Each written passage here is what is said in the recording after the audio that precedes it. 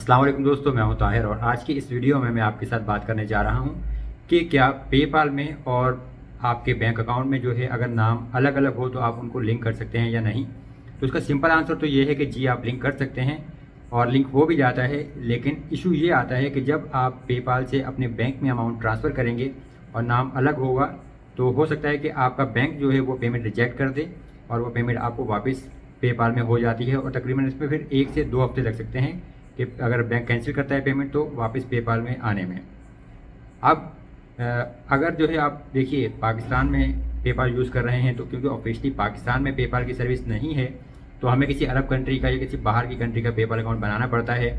और जैसे आपकी कंट्री में भी अगर पेपाल की सर्विस अवेलेबल नहीं है तो फिर पेपाल हम बना के जो उसमें बैंक लिंक करते हैं वो wise.com या फिर payoneer.com के वर्चुअल बैंक अकाउंट्स को लिंक करते हैं।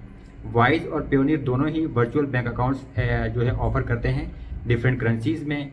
वो यूरो, जीबीपी, ऑस्ट्रेलियन डॉलर है, फिर जापानीज़ या अलग अलग करेंसीज़ में अवेलेबल होते हैं। आप जब अपने पेपाल में लिंक अब बैंक के पेज के ऊपर जाते हैं तो वहाँ पे ऑप्शन होता है आपके पास बैंक लिंक करने का, तो आपको देखना पड़ेगा कि वहाँ पे कौन सा बैंक आप लिंक कर सकते हैं। अब अगर नाम अलग अलग हों दोनों जगह पे तो मैं आपको जो इसमें इशू आता है वो इशू यहाँ पे आपको मैं बता देता हूँ। अब देखिए यहाँ पे जैसे ये किसी साहब ने जो मुझसे व्हाट्सएप पे रब्ता किया था और फिर उन्होंने जो है मुझसे ये पूछा भी था और उनका जो मसला आया वो मसला यही था कि उनका पेपाल और पेयोनियर में नाम डिफरेंट था। अब यहाँ पे देख लीजिए कि उन्होंने पेपाल में जो है अपना बैंक लिंक कर लिया पेयोनियर वाला, यूएसडी वाला, और फिर उनका जो पेपाल में नाम था वो जेरी था जैसा कि आपको यहाँ पे नज़र आ रहा है, और पेयोनियर में उनका नाम अलग था। जब पेपाल से पेमेंट उन्होंने पेयोनियर में ट्रांसफ़र की वो पेमेंट जो है पेयोनियर में तो आ गई लेकिन पेयोनियर ने उस अमाउंट को जो है वो पेंडिंग में डाल दिया, उसको क्लियर नहीं किया था। यहाँ पे आप पेंडिंग में चेक कर सकते हैं 699.05 यूएसडी। अब ये क्लियर नहीं हुई और इसके बाद फिर उन्होंने जो है वेरिफिकेशन सेंटर में कुछ इन्फॉर्मेशन मांगी और कुछ इन्फॉर्मेशन सबमिट करने का कहा था। अब ये देख लिया इनकी जो बाकी पेमेंट्स भी आई हुई थी वो तमाम पेमेंट्स यहाँ से पेंडिंग में चली गई थी, वो अप्रूव नहीं हुई थी नाम अलग होने की वजह से। मतलब कि पेपाल में कुछ नाम और था, पेयोनियर में नाम कुछ और था। अब इसी तरीके से देखिए जब उनसे इन्फॉर्मेशन वगैरह जो मांगी गई थी यहाँ पे आप चेक कर सकते हैं ओपन आइटम में जो पेयोनियर में इनके पास शो हो रहा था तो ये क्लियरली लिखा हुआ है कि the name indicated in the payment does not match your Payoneer account name. क्योंकि जो पेमेंट आई थी वो जेरी के नाम से आई थी जबकि पेयोनियर में इनका नाम अलग था, तो इसी वजह से यहाँ पे पेयोनियर ने पेमेंट पेंडिंग में डाली थी। अब अगर पेयोनियर आप यूज़ कर रहे हैं और पेयोनियर का बैंक पेपाल से लिखते हैं लिंक करते हैं और अलग अलग उसमें नाम होता है तो पेयोनियर जो है आपसे जो वेरिफिकेशन मांगेगा उसमें आप चेक कर लीजिए आपने इन्फॉर्मेशन बिल्कुल सही सबमिट करनी होती है। अगर आप गलत इन्फॉर्मेशन सबमिट करते हैं तो पेयोनियर जो है वो पेमेंट कैंसिल कर देता है और वो आपको पेयोनियर में नहीं मिलती।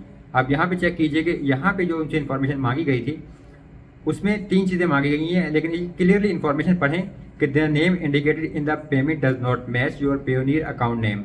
To process your payment successfully provide one of the following documents. अब यहाँ पे 3 ऑप्शंस दिए गए हैं लेकिन यहाँ पे क्लियरली लिखा हुआ है provide one of the following documents, यानी कि इन 3 में से आपने कोई एक डॉक्यूमेंट देना है और तब ये पेमेंट अप्रूव होगी। अब इसमें पहली ऑप्शन तो ये है कि payment recipients company verification document, यानी कि जिस बंदे ने पेमेंट रिसीव की थी उसकी कंपनी के वेरिफिकेशन डॉक्यूमेंट्स दें। मतलब कि पेपाल में जिस बंदे ने पेमेंट रिसीव की थी, पेयोनियर में नहीं, जिस बंदे का पेपाल अकाउंट है उसके कंपनी वेरिफिकेशन डॉक्यूमेंट आपने देने हैं।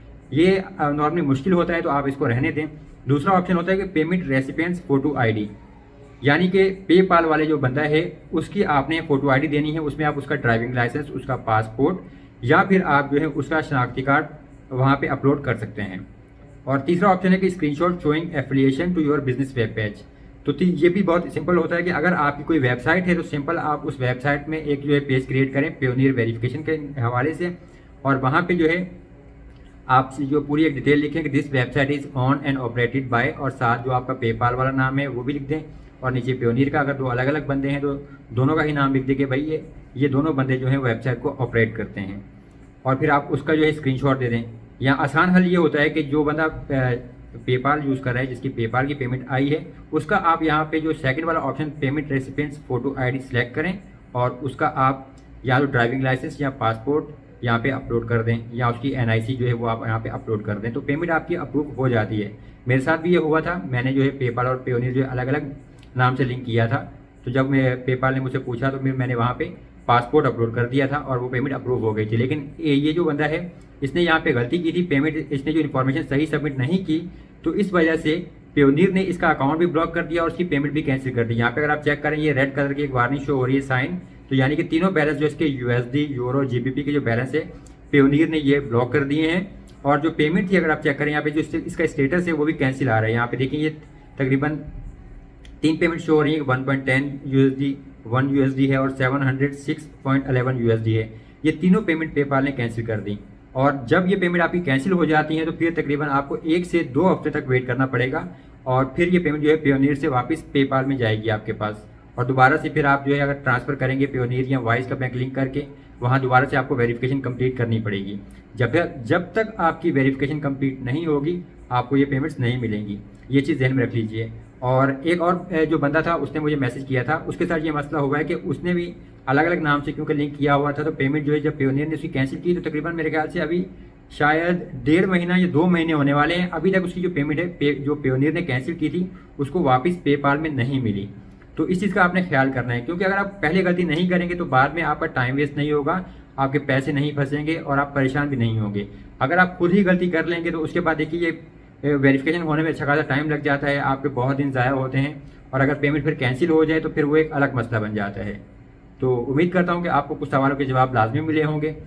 अगर कोई भी सवाल मजीद है आपका तो आप कमेंट्स में मुझसे कर सकते हैं, मैं कोशिश करूँगा कि मैं जल्द अज जल्द जो है वो आपको रिप्लाई दूँ।